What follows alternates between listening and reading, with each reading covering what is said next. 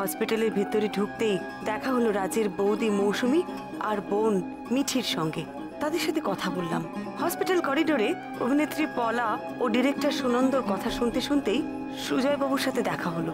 দেরি হচ্ছে দেখে আমি উপরে গেলাম। উপরে গিয়ে কোনো সাড়া শব্দ পাচ্ছি না। আমার সন্দেহ হলো। তারপর হঠাৎ শুনতে পেলাম কে জোরে জোরে খুব নিঃশ্বাস নিচ্ছে। এইভাবে আপনারা রাজের বডিটাকে রিলিজ করে দিতে পারেন না। ওর বডিটাকে পোস্টমর্টম করতে হবে। এবার এই কেসটার ইনভেস্টিগেশন পুলিশ করবে, আর আমাদের লোকজন বডি পোস্টমর্টমে নিয়ে যাবে।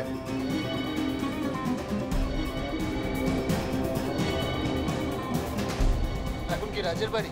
হ্যাঁ, রাজের বাড়িতে যাব, তবে একটু পরে, একটু অপেক্ষা করে তারপর যাব। কি বুঝলে? সেরকম কিছু বুঝতে পারছি না অরূপ। সবে তো বাড়ির লোকজনকে দেখলাম, অল্প অল্প কথা হয়েছে। আরো ভালো করে কথা বলতে হবে। আর একটু কথা বলার পর হয়তো আমি পুরোটা বুঝতে পারবো। আপনি যদি কিছু বলেন। না না, আমি একটু ব্যস্ত আছি এখন, প্লিজ একটু যেতে দিন। জানি ম্যাডাম, আপনি ভীষণ ব্যস্ত আছেন। বলছি যে আজ সকালে তো রাজের মা আপনাদের বাড়িতে গিয়েছিলেন। ওনাদের কি ধারণা রাজের মৃত্যুটা স্বাভাবিক নয়? রাজের মা কি ভাবছেন আমি জানি না। আমি কিছু জানি না, আমি এখন কিছু বলতে পারবো না। ম্যাডাম, আমাদের কাছে খবর আছে হসপিটাল অথরিটি নাকি বলেছে রাজের মৃত্যুটা স্বাভাবিক মৃত্যু। এই ব্যাপারে আপনি যদি কিছু বলেন। আমি ঠিক জানি না, আপনারা যা জিজ্ঞেস করার হসপিটাল অথরিটিকে জিজ্ঞেস করুন। আমি এই ব্যাপারে চল না। এক্সকিউজ আস, আর কোনো প্রশ্ন না প্লিজ, আর কোনো প্রশ্ন না। Stop it. তুমি তো এখন সেলিব্রিটি হয়ে গেছো বৌমনি। তোমাকে দেখে রিপোর্টাররা দৌড়ে আসছে, তুমি ভাবতে পারছো? সেটা একজন গোয়েন্দার জন্য খুবই খারাপ লক্ষণ। অরূপ, আমার মুখটা যদি সবাই চিনে ফেলে, আমার কিন্তু গোপনে কাজ করতে অসুবিধা হবে। সেটা তো আমি বুঝলাম, কিন্তু তুমি ওদিকটা কি বুঝলে? বাড়ির লোকজনকে তো সবে দেখলাম, ভালো করে কথা হয়নি, আরো অনেক কথা বলতে হবে। ও একটা নতুন ব্যাপার জানলাম, জানিস? কিরকম? ডমরু বলে একজন কেউ রাজের বাড়িতে ছিল। ডমরু? হ্যাঁ, বোধহয় রাজের বাড়িতে কাজ টাজ করতো। রাজ নাকি গতকাল তাকে তাড়িয়ে দিয়েছিল। তার চলে যাওয়ার পরেই এত কিছু ঘটে, আর আমার বিশ্বাস সে এখনো ফিরে আসেনি। এই লোকটাকে খুঁজে বার করতে হবে অরূপ। সেটা হয়ে যাবে, কিন্তু বৌমনি এখন একবার আমাকে অফিস যেতে হবে। দেখি পোস্টমর্টম রিপোর্টটা যদি তাড়াতাড়ি আনানো যায়। ঠিক আছে, তুই যা। কিন্তু শোন, ওই রাজের কেবিনের বাইরে না পুলিশ পোস্টিং করিয়ে দে। কোনো জিনিসে যেন কেউ হাত না দেয়। আমাকে আরেকবার হসপিটালে আসতে হবে। মনের মধ্যে অনেকগুলো প্রশ্ন ঘুরছে। যতক্ষণ না আমি রাজের ফ্ল্যাটে যাব, তার উত্তর পাবো না। চল।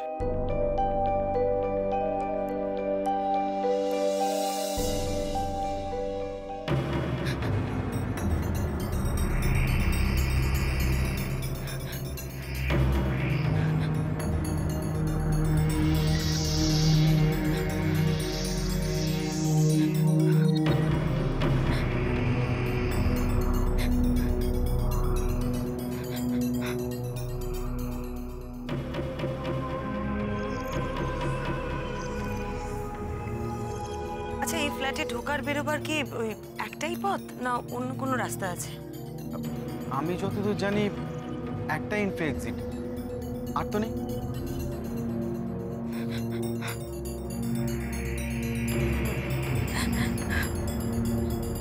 আসুন সুজয় বাবু, আপনার জন্যই অপেক্ষা করছিলাম।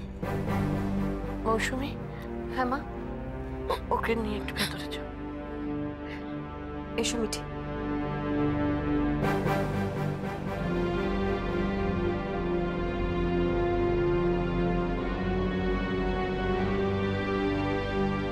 আপনি আমাকে ভুল বুঝবেন না ম্যাডাম। আমি যেগুলো বলেছি অত ভেবে বলিনি। তবে কালকের ব্যাপারে যেগুলো বলেছি সব সত্যি।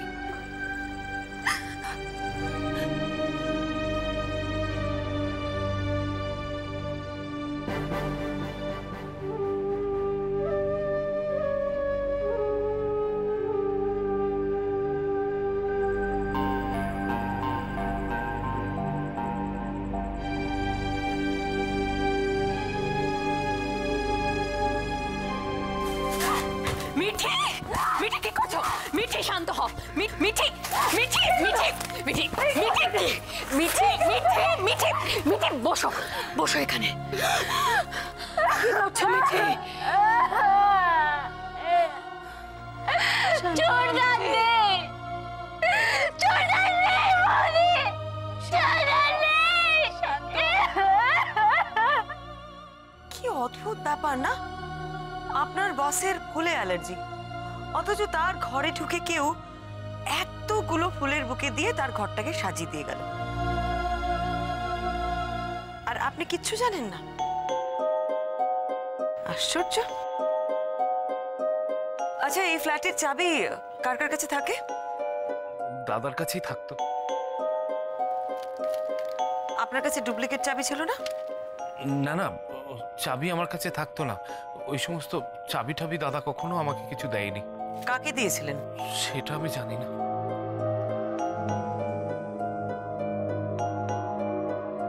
আপনি কখনো জিজ্ঞেস করেননি? কি বলছেন ম্যাডাম?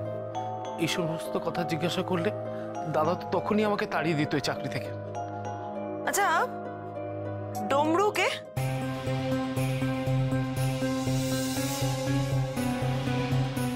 ডমরু দাদার খাস লোক, দাদার চাকর ছিল। সে কোথায়? দাদা ওকে কাল সকালেই তাড়িয়ে দিয়েছে।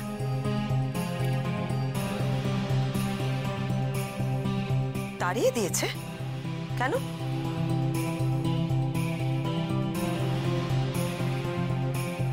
আসলে দাদা প্রায় দিনই ওর ওপর কেমন রেগে রেগে উঠত।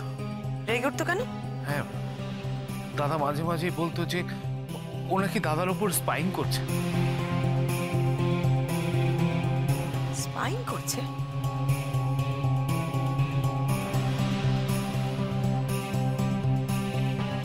হ্যাঁ, দাদা বলতো, মানে দাদা মনে করতো যে ও নাকি এখানকার কথা, কি হচ্ছে না হচ্ছে, দাদার অনেক পার্সোনাল কথা অন্য কোথাও স্পাইং করতো। কার কাছে সাপ্লাই করতো?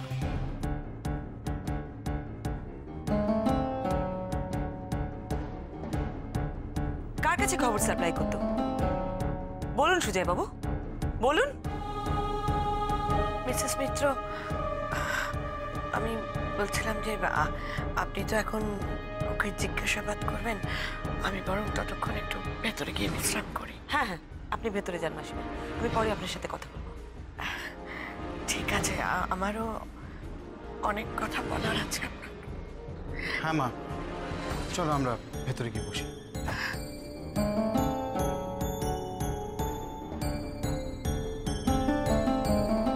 সুজয় বাবু, আমি যেটা জানতে চাইছি সেটা আপনি আগে আমাকে বলুন। তা ঠিক বলতে পারবো না ম্যাডাম, তবে আমার মনে হয় দাদা কালকে ওকে হাতে নাতেই ধরে ফেলেছিল, তারপরেই ওকে বার করে দেয়। আচ্ছা,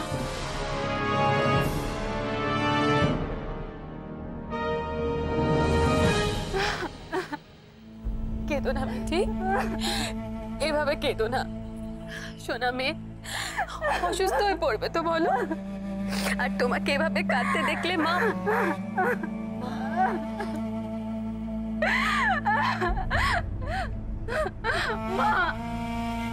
কেন মা, কেন?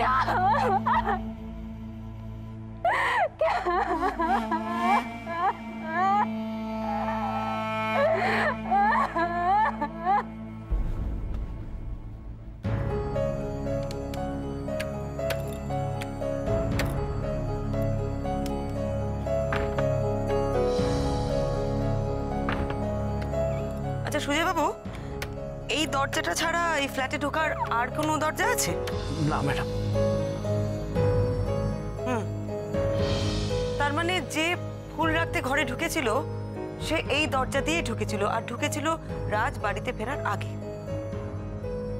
সুজয় বাবু, কালকে সমস্ত ঘটনা ভালো করে মনে করে আমাকে হুবহু বলুন কি কি ঘটেছিল।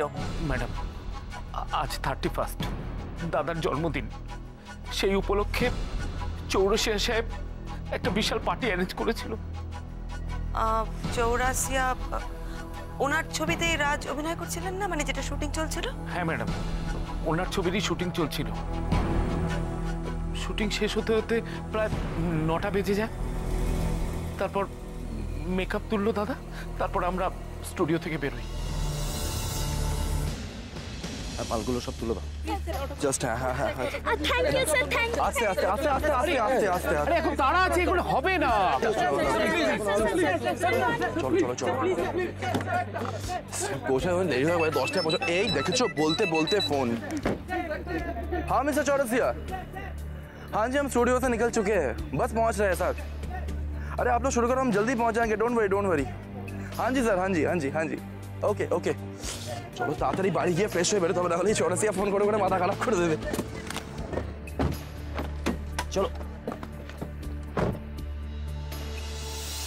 আপনি আপনি সারাক্ষণ স্টুডিওতেই ছিলেন?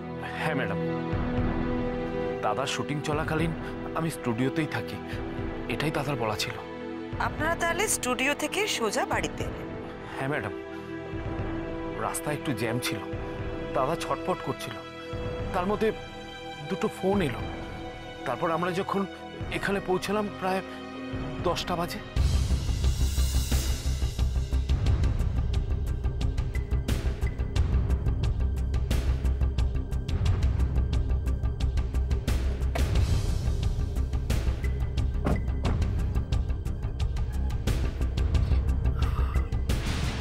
দাদা আমি কি যাব?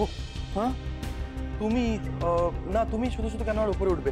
তুমি এক কাজ করো, তুমি একটুখানি ওয়েট করো, আমি উপরে যাবো, ফ্রেশ হয়ে চলে আসবো, ঠিক আছে? হ্যাঁ একটু ওয়েট করো, আসছি। ওদা গাড়িটা ঘুরিয়ে দাও, দাদা এক্ষুনি আসছে। আপনারা এইখানটাতে অপেক্ষা করছিলেন? হ্যাঁ। কোনটা আপনার দাদার ফ্ল্যাট? দাদার ফ্ল্যাটটা এখান থেকে দেখা যায় না, ওদিকে, মানে এই ফ্ল্যাটগুলোর ওপাশে পেছন দিকে। ওদিকে? আচ্ছা, আপনি আর আপনাদের ড্রাইভার বাবুদা দুজনে অপেক্ষা করছিলেন তো? হ্যাঁ। কতক্ষণ অপেক্ষা করেছেন? আমরা দুজনে প্রায় ঘন্টাখানেক অপেক্ষা করেছি। 1 ঘন্টা? হ্যাঁ, আমরা এখানেই অপেক্ষা করছিলাম। 1 ঘন্টা কেন? উনি তো বলেছিলেন ফ্রেশ হয়ে নিচে নেমে আসবেন, তাহলে এত সময় লাগলো কেন? হ্যাঁ, দাদা তো তাই বলেছিলেন, কিন্তু দাদার যে কতটা সময় লাগবে আমরা কি করে জানতে চাইবো বলুন?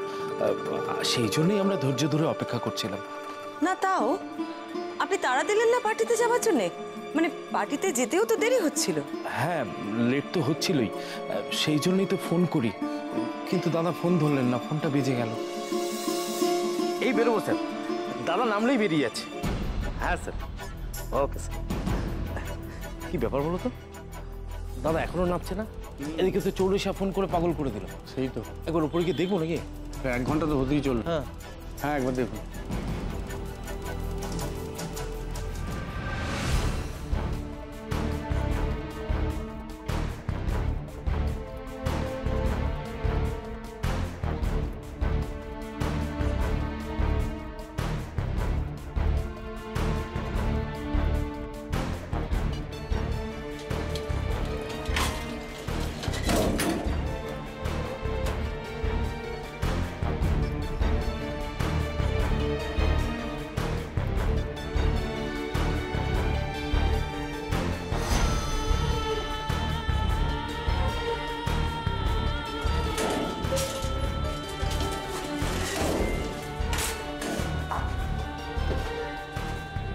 দাদা, দাদা, দাদা, দাদা,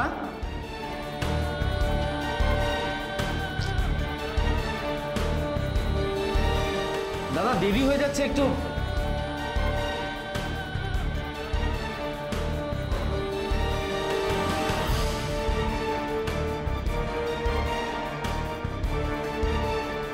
দাদা, দাদা, দাদা,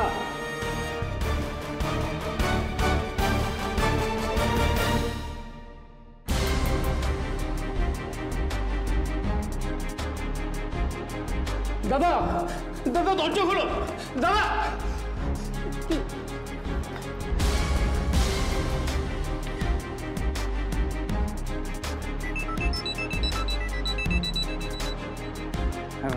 বলুন। বাবুদা, বাবুদা, দাদা মনে হয় কোনো বিপদে আছে, তুমি শিগগিরই উপরে চলে এসো, দরজা ভাঙতে হবে, তাড়াতাড়ি এসো। দাদা, দাদা,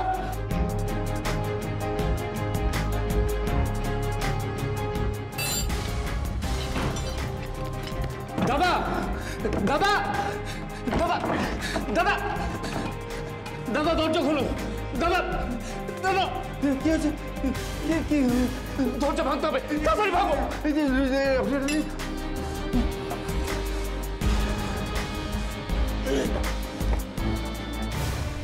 দাদা দাদা দাদা দাদা কি হলো দাদা দাদা ঘরে এত ফুল মোমবাতি কেন বাবুদা তাড়াতাড়ি চলো দাদাকে হাসপাতালে নিয়ে যেতে হবে ধরো আমরা সঙ্গে সঙ্গেই আমাদের গাড়িতে করে দাদাকে নিয়ে যাই অ্যাম্বুলেন্স? অ্যাম্বুলেন্স কল করে ডাকতে যতক্ষণ সময় লাগবে আমরা সেই সময়টা নষ্ট করিনি আসলে আমরা খুব ভয় পেয়ে গেছিলাম আচ্ছা আপনাদের ফ্লোর থেকে নিচে আসার কি আর কোনো লিফট আছে? আগে না এই বেরোনো যাওয়ার একটাই রাস্তা ও তার মানে আপনারা যতক্ষণ এখানে অপেক্ষা করছিলেন কেউ যদি বেরিয়ে থাকে এখান থেকে বা ঢুকে থাকে সেটা আপনারা দেখেছেন তাই তো? আপনাকে তো আগেই বললাম এই এক্সিট এন্ট্রি এই একটাই ঠিক দেখেছিলেন সুজয়বাবু? কেউ নামেনি? হ্যাঁ নেমেছিল মানে এই ফ্ল্যাটেরই লোকজন কিন্তু তাদেরকে দেখে তো সন্দেহ হওয়ার মতো কিছু মনে হয়নি ফ্ল্যাটে বোঝাই ফুল দিয়ে কেউ সাজালো, দরজাটা আটকানো, বেরিয়ে গেল কোথায় কিভাবে? এরকম ব্যক্তিত্ব দেখেছো বড় বৌমার? হ্যাঁ ঠিক যেটুকু দরকার সেটুকু কথা বলছে, এর চেয়ে বেশি বলছে না। খবর আছে হসপিটাল অথরিটি নাকি বলেছে রাজের মৃত্যুটা স্বাভাবিক। একটাও বেশি কথা নেই, আপনি যদি কিছু যাই বলো বুঝলে এরকম না হলে মানায় না। হসপিটাল অথরিটিকে জিজ্ঞেস করুন, আমি এই ব্যাপারে চল না। এরকম ভোজন রেখে চলে। এক্সকিউজ আস, আর কোনো প্রশ্ন না প্লিজ, আর কোনো প্রশ্ন না। ক্যামেরা দেখলে সব একবার হামলে পড়ে। আমার মনে হয় বড়নাথ বাবু বোধহয় এই কেসটা কোনো হদিশ করতে পারে। আরে দূর বাবা একটু চুপ করো না, এই মাত্র তো গেল সে, এই ম্যাজিক নাকি গেল আর সলভ করে ফেলবে? Sorry sorry sorry. কেউ বিশ্বাস করতেই পারছেন না যে তাদের এত জনপ্রিয় একজন সুপারস্টার যিনি তার দর্শকদের হাসি কান্না ও রোমান্সে মুগ্ধ করে রাখতেন তিনি আজ আর নেই। আসুন দেখে নিই তার ফিল্ম ক্যারিয়ারের কিছু দৃশ্য। সত্যি এত অল্প বয়সে কিভাবে চলে গেল, কখন যে কি হয় কেউ জানে না। আর নতুন সিনেমা রিলিজ করবে না। এও হয়েছে মায়ের মতন ছিচকা ধরে। এদিকে পুলিশ সূত্রে জানানো হয়েছে রাজের মৃত্যুর ব্যাপারে তারা তদন্ত করবে। স্টারদের অবশ্য প্রচুর শত্রু থাকতেই পারে। যে পোস্টমর্টম হবে না? এই খবর না মানে খবরের চ্যানেলগুলো সারাক্ষণ এক জিনিস দেখিয়ে যাবে, কাজের জিনিসগুলো দেখাচ্ছে না। ভাইও তো একবারও ফোন করলো না, কি হচ্ছে কে জানে। উল্লেখ্য রাজের দেহ পোস্টমর্টমের জন্য নিয়ে যাওয়া হয়েছে। প্রাথমিক তদন্তের পরে পুলিশ রাজ ঘনিষ্ঠদের জিজ্ঞাসাবাদ করবে। রাজের মৃত্যু সম্বন্ধে আরো এ কি মা, তুমি টিভি অফ করলে কেন? ভাল লাগছে না সারাক্ষণ ওই একই জিনিস দেখতে। একটা মানুষ চলে গেল আর আমরা শুধু দেখেই যাচ্ছি। কিন্তু আমার কি হবে? কেন তোমার কি হলো? তোর কি হলো? বৌমনি তো এই কেসটা নিয়েও জড়িয়ে গেল, এবার আমার বিয়েটা কি হবে বলো তো? আরে বাবা ওফ, হবে হবে। আরে ওরা বাড়িতে এসে বড়নাথকে ডেকে নিয়ে গেল, তা না গেলে হয়? হ্যাঁ দিদিভাই কিন্তু দিন দিন আরো গ্ল্যামারাস হয়ে যাচ্ছে বলুন মা। কি সুন্দর দেখাচ্ছিল না টিভিতে ঠাম্মা। হ্যাঁ আমার বড় ছেলের বউ তো আমি পছন্দ করেই এনেছি, এতে আর বলার কি আছে? হ্যাঁ কি বললে? কে পছন্দ করেছিল? আমি তো বড় বৌমাকে দেখতে গিয়েছিলাম। ও আর আমি যাইনি? হ্যাঁ এই তোর দাদাকে কে বলেছিল যে বিয়ে যদি করতে হয় তাহলে এই মেয়েকে করবি? আর আমি ওর মাকে কথা দিয়েছিলাম, আমি তারিখ ঠিক করেছিলাম, আমি সোনার গয়না গড়িয়ে রেখেছিলাম, আমি পুরুষ মশাইকে বলেছিলাম, আমি আগে থেকে কথা তুমি মস্ত দিয়ে দিয়েছিলাম বিয়ে হবে, ফুলের মতন দিয়েছিলাম।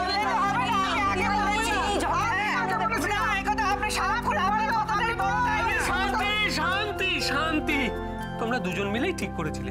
ওকে ঠিক আছে ঠিক আছে, আমি ঠিক করিনি, আমি কথা দিইনি, আমি কিচ্ছু করিনি, আপনি সব স্বীকার করেন। হ্যাঁ স্বীকার করছি, আপনি করেছেন। একটা কথা শুনে রাখুন, এই টাবলুর যে বিয়ে হবে না এই ব্যাপারে আমি কোনো কথা বলবো না, আপনারা সব করবেন। তুই থাক আইবুড়ো কার্তিক হয়ে থাক। হ্যাঁ ওই বুড়ো কার্তিক। দাদার যে ফুলে সাংঘাতিক রকমের অ্যালার্জি ছিল এটা তো কারো অজানা ছিল না। এমনকি খবরের কাগজে যে লেখাগুলো বেরোতো তাতেও এই কথাগুলো বেরিয়েছিল। দাদার তো মোমবাতির ধোয়াতেও অ্যালার্জি ছিল, কিন্তু কে বা কারা এইভাবে দাদাকে উইশ করলো আমি ম্যাডাম সত্যি কিছু জানি না, সত্যি জানি না। সুজয় বাবু, আপনার এখনো মনে হচ্ছে যে কেউ রাজকে উইশ করার জন্য এতগুলো ফুলের বুকে পাঠিয়েছিল? অনেকগুলো প্রশ্ন থেকেই যাচ্ছে। প্রথম কথা, এই ফ্ল্যাটে সে ঢুকলো কি করে? আর সব থেকে ইম্পর্টেন্ট হলো, ঢুকে যেভাবেই থাকুক না কেন, বেরোনোর সময় দরজার সামনে অতগুলো ফুলের বুকে রেখে দরজাটা ওইভাবে বন্ধ করে সে বেরোলো কি করে? আমার কিছু মাথায় ঢুকছে না ম্যাডাম। আপনি যে কথাগুলো বলছেন সেগুলো তো সব সত্যি।